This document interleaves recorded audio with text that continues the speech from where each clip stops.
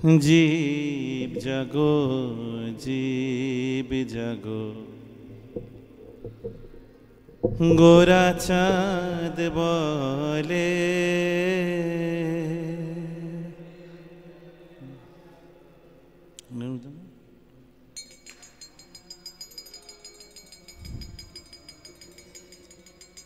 জীব জাগো জীব জাগো গোরা চাঁদ বলে জীব জাগো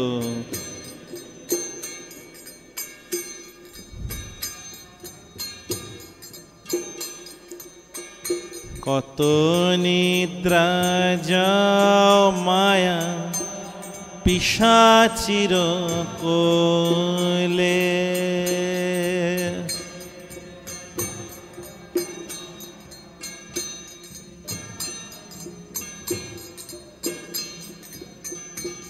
ভজিব বলিয়া এসে সংসার ভিতরে ভজিব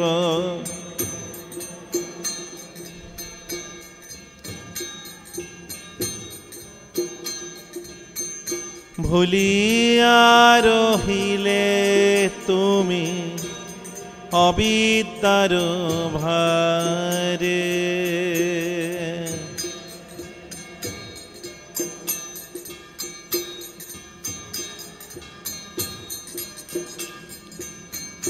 তোমার লোহিতে আমি হইনু অবতার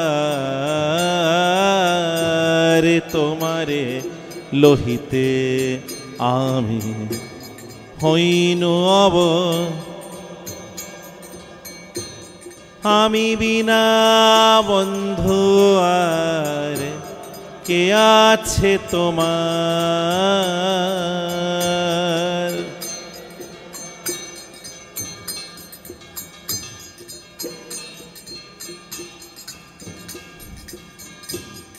এনেছি ঔষধি মায়া নাশিবার লাগি এনেছি ঔষধি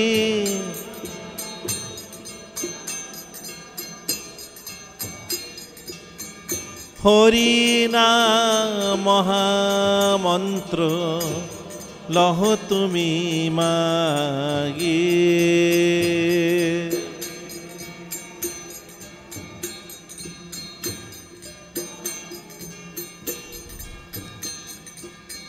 ভক্তি বিনোদ প্রভু চরণে পড়িয়া ভক্তি বিনোদ প্রভু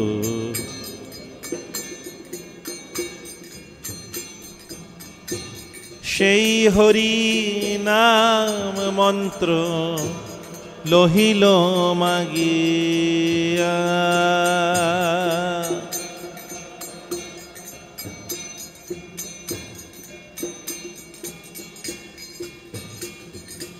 জীব জাগো জীব জাগো গোরা চাঁদ বলে জীব জাগো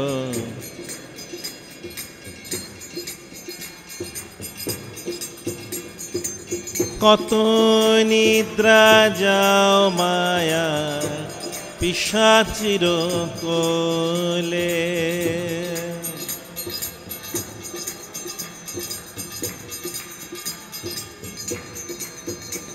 জয় রাধা মাধব কুঞ্জ বিহারী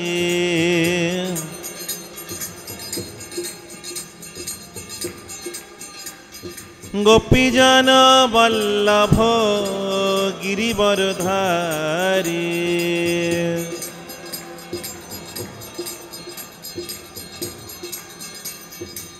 যশোদানন্দন ব্রজজন রঞ্জন যমুনা তীর বনচারী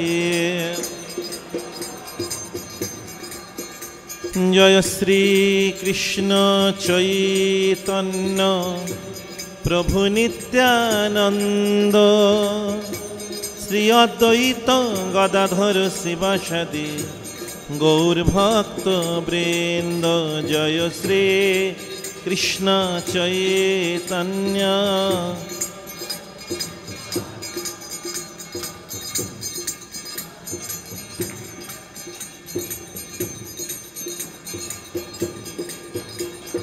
হরে কৃষ্ণ কৃষ্ণ কৃষ্ণ হরে হরে, হরে রাম রাম রাম হরে হরে।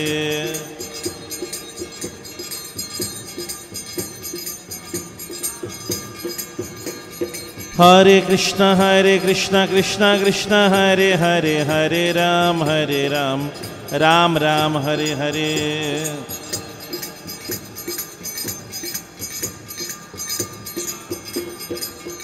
জয় রাধা মাধব সুন্দর, রাধা মাধব সুন্দর, রাধে রাধে।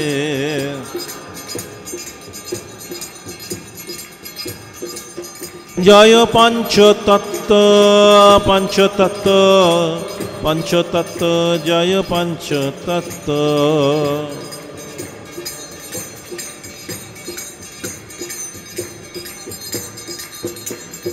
জয় জয় প্রভুপাদ প্রভুপাদ প্রভুপাদ প্রভুপাদ।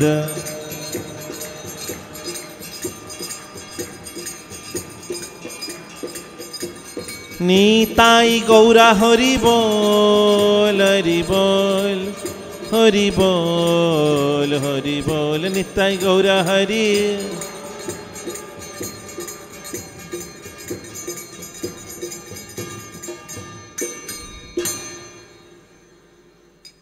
জয় শ্রী শ্রী রাধা মাধব সুন্দর শ্রী পঞ্চাত্ত ভগবান কি।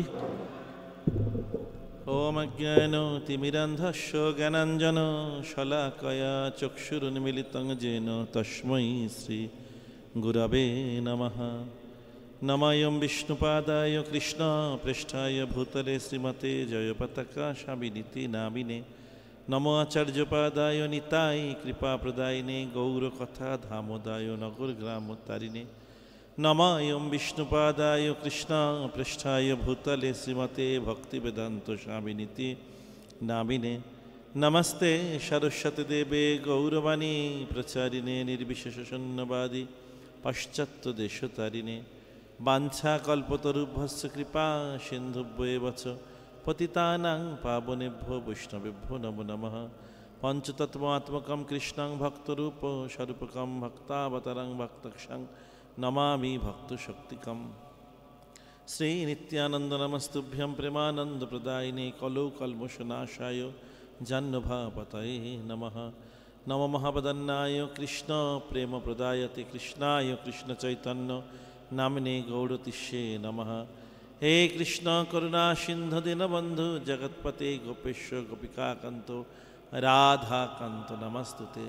তপ্ত কাঞ্চন গৌরাঙ্গী রাধে বৃন্দাবনেশ্বরী ঋষভানুসুতে দেবী প্রণমামি হরিপ্রিয়ে। বৃন্দাবৈ তুলসীদেব বৈ প্রিয়া ওই কেশবশৎস বিষ্ণুভক্তি প্রদেদেবী সত্যবত্যৈ নমো নমঃ। জয় শ্রীকৃষ্ণ চৈতন্য প্রভু নিত্যানন্দ শ্রী অদ্বৈত গদাধর শ্রীবাসাদি গৌরভক্তবৃন্দ। হরে কৃষ্ণ কৃষ্ণ কৃষ্ণ হরে হরে, হরে রাম রাম রাম হরে হরে।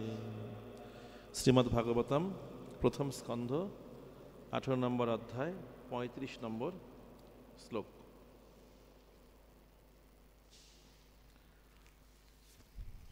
মহারাজ পরীক্ষিত ব্রাহ্মণ বালকদের অভিশপ্ত। কৃষ্ণে গতে ভগবতী শাস্তরী উৎপথগামিনম তদ্ভিন্ন সেতু নদ্য অহম শাসিনী পশ্যত মে বলম। শাস্মি কৃষ্ণে গতে ভগবতী শাস্তরী উৎপথগামিনম তদ্ভিন্ন সেতু নদ্য অহম শাস্মি পশ্যত মে বলম। কৃষ্ণে গতে ভগবতে শাস্তরী উৎপথগামিনম তদ্ভিন্ন সেতুনদ্য অহম শাস্মি পশ্যত মে বলম।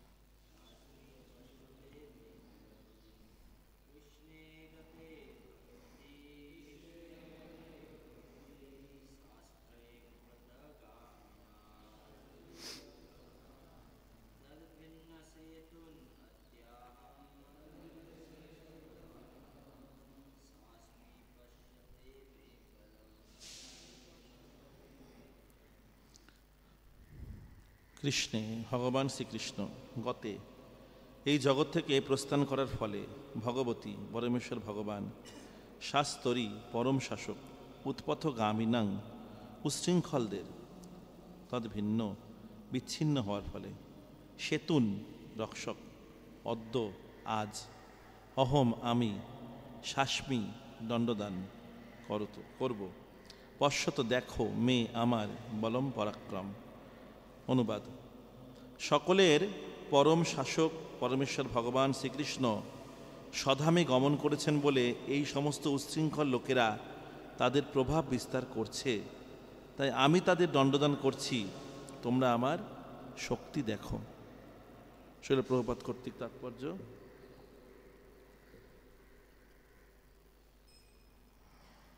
ক্ষুদ্র ব্রহ্মতেজের প্রভাবে মদমত্ত এই অনভিজ্ঞ ব্রাহ্মণ কলির দ্বারা প্রভাবিত হয়েছিল। মহারাজ পরীক্ষিত কলিকে পূর্বে উল্লেখিত 4টি স্থানে থাকবার অনুমতি দিয়েছিলেন, কিন্তু তার সুদক্ষ শাসন ব্যবস্থায় কলি তার রাজ্যে থাকবার উপযুক্ত জায়গা খুঁজে পায়নি। তাই কলি তার আধিপত্য প্রতিষ্ঠা করবার সুযোগ খুঁজছিল এবং ভগবানের কৃপায় সে সেই অনভিজ্ঞ অহংকারে মত্ত ব্রহ্মবন্ধুর মধ্যে একটি ছিদ্র খুঁজে পেয়েছিল।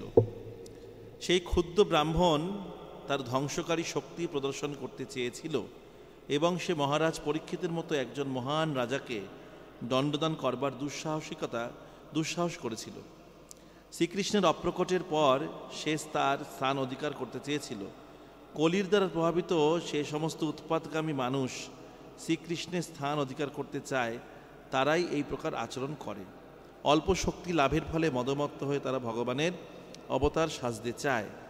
শ্রীকৃষ্ণের অপ্রকটের পর বহু প্রতারক অবতার সাজবার চেষ্টা করেছে এবং তারা মিথ্যা প্রতিষ্ঠা লাভের জন্য নির্বোধ জনসাধারণকে ভ্রান্ত পথে পরিচালনা করছে। অর্থাৎ ব্রাহ্মণ বালক শৃঙ্গির মাধ্যমে কলি এই পৃথিবীর ওপর আধিপত্য বিস্তার করবার সুযোগ পেয়েছিল। শৈল প্রভুপাদ কর্তৃক তাৎপর্য সমাপ্ত। ওম নমো ভগবতে বাসুদেবায়। ওম নমো ভগবতে বাসুদেবায়। ওম নমো ভগবতে বাসুদেবায়। এখানে আমরা কয়েকদিন ধরে শ্রবণ করছি যে মহারাজ পরীক্ষিতের ওপর এই শমিক ঋষির পুত্র শৃঙ্গি কিভাবে অভিশাপ প্রদান করেছিল। তো পরীক্ষিত মহারাজের কি করেছিলেন যে ধ্যানস্থ ঋষির গলাতে তিনি মৃত সর্পের মালা পরিয়ে দিয়েছিলেন, মৃত সর্প ঝুলিয়ে দিয়েছিলেন। এইটাই ছিল ওনার অপরাধ। তো এইখানে বলছে তোমরা আমার শক্তি দেখো। তো তারপরে প্রভুপাদ তাৎপর্যে লিখছেন যে ক্ষুদ্র ব্রহ্মতেজের প্রভাবে মদমত্ত সেই অনভিজ্ঞ ব্রাহ্মণ কলির দ্বারা প্রভাবিত হয়েছিল। তো এখানে সেই ব্রাহ্মণ বালক তার শক্তি প্রদর্শন করতে চেয়েছিল, কেন ব্রাহ্মণরা তপস্যা করার ফলে কি হয়, ব্রহ্মতেজ তাদের লাভ হয়। এবং তার ফলে তারা অনেক বলশালী হয়ে থাকে। তো সেরকম আমাদের অনেক শক্তি, সামর্থ্য, প্রভাব অনেক কিছুই আমাদের থাকতে পারে, কিন্তু সেগুলি কোথায় কিভাবে প্রয়োগ করতে হবে সেইটা হলো বোঝবার বিষয়। কেননা ব্রাহ্মণ বালক শৃঙ্গী কাকে অভিশাপ দিয়েছেন? পরীক্ষিত মহারাজকে। তো যেই পরীক্ষিত মহারাজ শশাকাটা পৃথিবীর অধীশ্বর, শুধু শশাকাটা পৃথিবীর অধীশ্বর নন, তিনি একজন আদর্শ শাসক এবং সম্পূর্ণ ধর্মের ভিত্তিতে এই পৃথিবীকে তিনি পরিচালনা করছিলেন। তার রাজত্বে কলির কোনো স্থান ছিল না। যখন কলি প্রবেশ করে বৃষ এবং গাভীর ওপর অত্যাচার করছিল, তখন তিনি সেই কলিকে খড়গ দিয়ে কেটে ফেলতে চেয়েছিলেন। তা কলি কৃপা ভিক্ষা করেছিলেন, তাই পরীক্ষিত মহারাজ 4টে জায়গা থাকবার অনুমতি প্রদান করেছিলেন এবং তারপরে স্বর্ণে। তো সেই পরীক্ষিত মহারাজ শুধু শশাকাটা পৃথিবীর শাসক, ধর্মের পথে রাজ্যকে পরিচালনা, পৃথিবীকে পরিচালনা করছেন, সেটা তার পরিচয় নয়। তার থেকেও বড় পরিচয় তিনি ভগবান শ্রীকৃষ্ণের মহান ভক্ত, পঞ্চপাণ্ডবদের বংশধর, এবং তিনি নিজেও একজন ভগবানের পরম ভক্ত।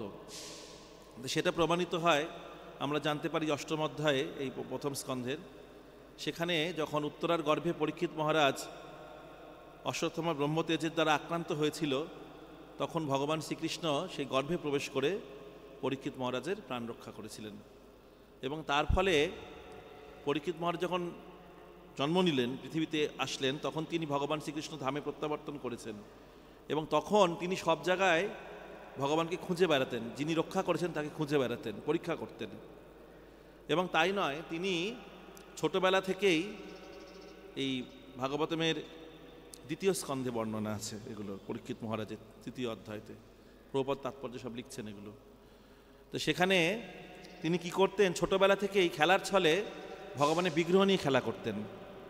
ভগবানের বিগ্রহকে ভোগ নিবেদন করা, সাজানো, আরতি করা, খেলছেন, কিন্তু ভগবানকে নিয়ে খেলা। এবং সবসময় তিনি ভগবানের চরণে শরণাগত ছিলেন এবং সমস্ত ব্রাহ্মণেরা আশীর্বচন করেছিলেন এবং তিনি তুলনা করছেন কার সঙ্গে? মানে মহান মহান ব্যক্তিত্বদের সঙ্গে পরীক্ষিত মহারাজের তুলনা করা হয়েছিল। তো সেই রকম পরীক্ষিত মহারাজ, যিনি একজন সুদক্ষ শাসক এবং যার প্রভাবে পৃথিবীতে সাধু, মুনি, ঋষি এনারা নিশ্চিন্তে নির্বিঘ্নে ভগবানের আরাধনা করতে পারত, সেই রকম পরীক্ষিত মহারাজকে এই শৃঙ্গী নিজের শক্তি প্রদর্শন করছে। তো শক্তিটা আমাদের কার উপর প্রদর্শন করতে হবে, কিভাবে প্রদর্শন করতে হবে, কখন প্রদর্শন করতে হবে, তো সেইগুলো আমাদেরকে বুঝতে হবে। সে কি করেছে? লঘু পাপে গুরুদণ্ড দিয়েছিল না? কি করেছেন? খালি তিনি মৃত সর্পের মালা গলায় ঝুলিয়ে দিয়েছিলেন, আর তো কিছু করেননি। আর তার ফলে কি দণ্ড দিয়েছিলেন? যে মৃত্যুদণ্ড। তো কখনো কখনো ভক্তরা, ভগবত ভক্তরা কি করেন? কখনো কখনো ভুল করে ফেলেন, তাই তো? তো সেই ভুল করে ফেললেও সেখানে তাদের শাস্তি দেওয়া হয় না। কি করা হয়? সংশোধন করবার জন্য তাদের একটা সুযোগ দেওয়া হয়। শাস্তি মানে তো একদম বাদ দিয়ে দেওয়া, তাকে বিচ্ছিন্ন করে দেওয়া, তাই নয়। তাদেরকে সংশোধন করবার জন্য তাদের সুযোগ দেওয়া হয়। একটা সেবা, একটা এক্সট্রা সেবা বিশেষভাবে তাদেরকে করবার জন্য বলা হয়। তো এই ক্ষেত্রে পরীক্ষিত মহারাজের এই ভুলটা তেমন কিছু একটা ভুল নয়। যেই ভুলটা, শৃঙ্গীর ভুলটা অনেক মারাত্মক। শৃঙ্গী যে কার্যকলাপ করেছে সেটা অত্যন্ত মারাত্মক কার্যকলাপ, তাই না? এবং তার ফলে তারপরে পরবর্তীতে এই শমিক ঋষি পর্যন্ত এই শৃঙ্গীকে তিরস্কার করবে, বলছে তুমি জানো তুমি কত বড় ভুল করেছো। এবং যার বাহুর বলে আমরা আজ সম্পূর্ণ সুরক্ষিত, সেই মহারাজ পরীক্ষিত যখন এই পৃথিবীতে তুমি মৃত্যুবরণ করবেন, তখন তো সমগ্রভাবে কলি প্রবেশ করে আমাদেরকে আর নির্বিঘ্নে থাকতে দেবে না। তো সেই জন্য এখানে যে আমাদের বোঝা উচিত যে অনেক সময় মহান মহান ভক্তদের আমাদের কি, তারা যদি কোনো কিছু করেও থাকেন, কিন্তু আমাদের সেই সব বিষয়ে চিন্তা ভাবনা করা বা তাদেরকে সেরকম ভাব পর্যায়ে নিয়ে যাওয়া আমাদের উচিত নয়। সেখান থেকে আমাদের কি ভক্তদের বিরত থাকা উচিত। তো অনেক সময় তো প্রভুপাদ বলছেন এক জায়গায় তাৎপর্যে গীতাতে, অপিচেত সুদূরাচার এই শ্লোকে যে তাৎপর্য, ওখানে প্রভুপাদ বলছেন, নৃসিংহ পুরাণ থেকে একটা উক্তি তুলেছেন প্রভুপাদ, শ্লোক দিয়েছেন, বড় শ্লোক। সেখানে বলছেন যে অনেক সময় যে চন্দ্র, এই চন্দ্র দেখছি না আমরা, চন্দ্রের গায়ে কি থাকে? কলঙ্ক থাকে না? কালো দাগগুলো তো সব কলঙ্ক, চন্দ্র কলঙ্ক বলা হয় সেগুলো, তাই তো? সেই চন্দ্র কলঙ্ক থাকা সত্ত্বেও চন্দ্রের কি আলোক প্রদানে চন্দ্র কোনো বাধাবিঘ্ন ঘটে? বাধাবিঘ্ন ঘটে না। পূর্ণিমা রাত্রিতে চন্দ্র সম্পূর্ণভাবে আলোক প্রদান করে এবং প্রতিদিনই তিনি আলোক প্রদান করছেন। সেখানে সেই কলঙ্কগুলো ওনার কোনো বাধা নয় সেখানে। তো ভগবত ভক্তদেরও অনেক সময় অনেক কিছু আচরণ যেটা আমরা, এটা সমাজ হয়তো মেনে নিতে পারছে না, সমাজের কাছে সেটা খারাপ লাগছে বা কোনো মানুষের কাছে খারাপ লাগছে, কিন্তু সেটা সেরকম চন্দ্র কলঙ্কের মতন। সেটা তার ভক্তি থেকে, সেটা তার যে ভগবত সত্তাকে তার লুকিয়ে রাখতে পারছে না। ঠিক পরীক্ষিত মহারাজ এরকম, তিনি যেটা করেছেন যদি সামাজিক দিক থেকে বিচার করা হয়, জাগতিক দিক থেকে বিচার করা হয়, তাহলে একটা অনেক বেশ একটা অপরাধ যে ধ্যানস্থ ঋষির গলায় একটা মালা ঝুলিয়ে দিয়েছেন, সাপ, মৃত সাপ। কিন্তু যদি সামগ্রিকভাবে বিচার করা হয় কোন পরিস্থিতি তিনি কাজটা করেছিলেন সেটা বুঝতে হবে। কারণ তিনি একজন ধার্মিক রাজা ছিলেন, এবং রাজা যখন, ধার্মিক রাজা যখন কারো গৃহে আসে তখন কি করা উচিত? সম্ভাষণ করা উচিত, তাকে ওয়েলকাম করা উচিত, তাকে পাদ্য অর্ঘ্য আচমন দিয়ে, তাকে জল দিয়ে, মানে কিছু না থাকলেও এইসব দিয়ে তাকে স্বাগত জানানো উচিত। তো সেক্ষেত্রে সেটা হয়নি, এবং তিনি ছিলেন ক্ষুধার্ত এবং তৃষ্ণার্ত, এবং তখন তিনি, এবং যেহেতু কলিকে বাস দিয়েছে সোনার মধ্যে, মাথায় ছিল সোনার মুকুট, এই সোনার মুকুট, এই কলি বলেছে সোনাতে থাকতে পারবে, কলি সেখানে গিয়ে বসেছে, এবং তখন উনি এরকম কার্য করেছেন। এবং তারপরে তিনি চলে গেছেন যখন গৃহে, তখন তিনি অনুশোচনা করছেন যে আমি যে এই কাজটা করলাম, সঙ্গে সঙ্গে অনুশোচনা করছেন যেটা ঠিক তো হয়নি আমার। আর তারপরেও এই শৃঙ্গির দ্বারা যখন তিনি জানতে পারলেন পরবর্তীতে 7 দিনের মধ্যে তার মৃত্যুবরণ হবে, তারপরেও তিনি কোনো প্রতিশোধ পরায়ণ হয়ে ওঠেননি, তাই না? সাধারণ মানুষের কি সামান্য কিছু হলে প্রতিশোধ, আমরা কি করি? প্রতিশোধ পরায়ণ হয়ে উঠি, তাই না? তো এই মহান ভগবত ভক্তদের চরিত্র থেকে আমাদের শেখা উচিত যে আমাদের তার মতো মৃত্যুদণ্ডের থেকে তো বড় দণ্ড কিছু হয় না, না? সে মৃত্যুদণ্ড প্রাপ্ত হবার পরেও তিনি মানে কোনোরকমভাবে প্রতিহিংসা পরায়ণ হয়ে, প্রতিশোধ পরায়ণ হয়ে সে শৃঙ্গিকে কিছু করা বা শ্রমিক ঋষির ওপর কিছু আঘাত আনা কিছু করেননি, বরং তিনি বলছেন এটা ভালোই হয়েছে, এটা ভালোই হয়েছে, আমি যে কাজ অপরাধ, তিনি নিজেকে অনুশোচনা করছেন, বলছে আমি যে অপরাধ করেছি তার এটাই হলো যোগ্য শাস্তি, তিনি বলছেন। কিন্তু এখানে আমাদের প্রভুপাদ বলছেন এটা অনেকটা বড় ব্যাপার হয়ে দাঁড়িয়েছে। তিনি যেহেতু নিজে অত্যন্ত বিনয়ী, বিনম্র, তো সেই জন্য তিনি এরকম ধরনের কথা বলছেন। তো সেই জন্য আমাদের এই সব বিষয়গুলো খুব মানে গুরুত্ব সহকারে বিবেচনা করা উচিত যে ভগবানের যারা মহান ভক্ত তাদের প্রতি আমাদের কেমন আচরণ হওয়া উচিত। কারণ শৃঙ্গি ছিল খুব সাধারণ একজন ব্রাহ্মণের সন্তান, এবং তপস্যা করে কিছু শক্তি হয়তো অর্জন করেছিল। তো সেই শক্তিটা একজন মহান ধার্মিক রাজার কাছে প্রয়োগ করা তার কোনো উচিত হয়নি। সেই জন্য প্রভুপাদ বলছেন এখানে সেই ক্ষুদ্র ব্রহ্মতেজের প্রভাবে সে মদমত্ত হয়ে উঠেছিল।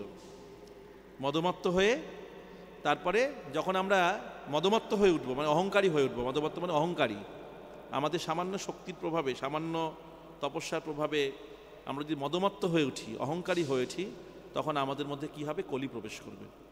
আর কলি প্রবেশ করলে আমরা যে সমস্ত কার্যকলাপ করব সেগুলো কোনো মঙ্গলময় কার্যকলাপ হবে না, যেটা শৃঙ্গি ঋষি করেছিল, শৃঙ্গি করেছিল এটা। সেই জন্য আমাদের এগুলো বুঝতে হবে যে আমাদের যতই সামর্থ্য থাক, প্রভাব থাক, প্রতিপত্তি থাক, যেটাই থাক, ক্ষমতা থাক, সে ক্ষমতা যে কখনো যেন কাউকে কি অপদস্থ করা না হয়। তো এটা তাহলে ক্ষমতার অপপ্রয়োগ হয়ে গেল, ক্ষমতার অপপ্রয়োগ। তো সেই জন্য এই শৃঙ্গি ঋষির কার্যকলাপকে ভক্তরা খুব একটা ভালো চোখে দেখছেন না, এমনকি তার পিতা পর্যন্ত তাকে পরবর্তীকালে তিরস্কার করেছিল যে তুমি খুব গর্হিত কর্ম করেছো, এটা খুব খারাপ কাজ হয়ে গেছে। কিন্তু পরীক্ষিত মহারাজ যেহেতু ভগবানের মহান ভক্ত, তাই তিনি সম্পূর্ণ সেটাকে ক্ষমা দৃষ্টিতে প্রদর্শন করেছিলেন। তো সেই জন্য আর সর্বোপরি সব কিছু হয়েছে ভগবানের ইচ্ছা অনুসারে, এটা আমরা সবাই জানি। ভগবান চেয়েছেন এই পরীক্ষিত মহারাজের মাধ্যমে কি ভাগবতম এই পৃথিবীতে অবতরণ করবে, এবং আমরা বদ্ধজীব ভাগবত কথা শ্রবণ করে উদ্ধার লাভ করব। তো সেই জন্য আমাদের শক্তি সামর্থ্য যাই থাক সেটাকে আমাদের জায়গা মতন প্রয়োগ করতে হবে। সেটা কখনোই ধর্মের ওপর প্রয়োগ করা উচিত নয়। যদি অধর্মের ওপর সেটা প্রয়োগ করলে অসুবিধা কিছু নেই শক্তিকে, কিন্তু ধর্ম বা ধার্মিক ব্যক্তির ওপর সেটা প্রয়োগ করলে সেটা নিন্দনীয় বা সেটা শোভনীয় বিষয়বস্তু হয়ে উঠবে না। জয় গ্রন্থরাজ শ্রীমদ্ ভাগবতম কি, জগৎগুরু শিলা প্রভুপাদ কি, সমবেত গৌর ভক্তবৃন্দ কি, জয় জয় নিতাই গৌর প্রেমানন্দে।